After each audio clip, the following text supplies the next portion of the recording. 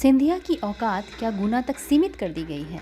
एक बार फिर से कांग्रेस को पछाड़ते हुए भारतीय जनता पार्टी ने 195 उम्मीदवारों की सूची जारी कर दी है, जहां मध्य प्रदेश की 29 सीटों में से 24 सीटों की घोषणा कर दी गई है।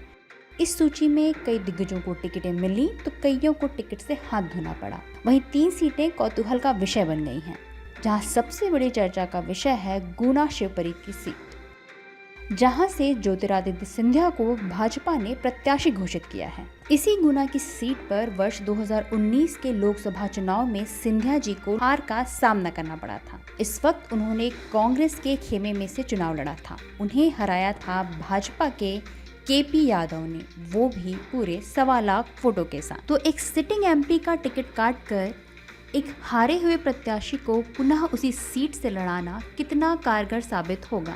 भाजपा चाहती तो गुना से ज्योतिरादित्य सिंधिया के बेटे आर्यमान या बुआ यशोधरा को भी टिकट दे सकती थी, लेकिन ज्योतिरादित्य के खेमे में से केवल उन्हें ही टिकट दिया, वो भी गुना से, जहां वो पहले हार चुके हैं। गुना को सिंधिया की पुश्तैनी सीट भी कहा जाता है और यहीं उन्हें करारी हार मिली।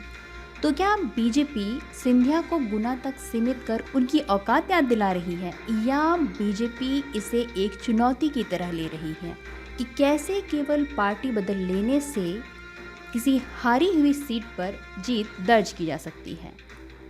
तो क्या यहाँ मोदी और सिंधिया दोनों का चेहरा दांव पर लगा है?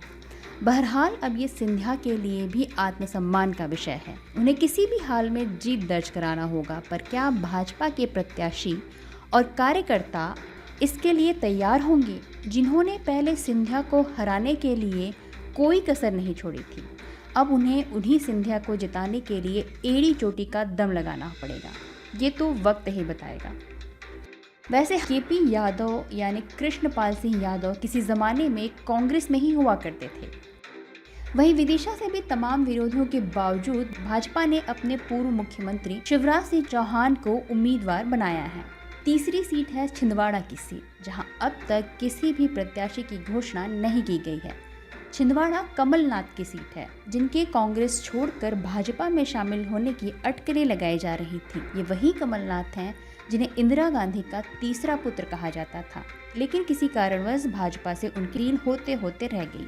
तो ये देखना दिलचस्प होगा कि छिंदवाड़ा को मिलाकर बाकी की 5 सीटों पर भाजपा किन उम्मीदवारों को लेकर आती है। तब तक जुड़े रहिए NM TV के साथ। धन्यवाद। हिंदुस्तान जिंदाबाद।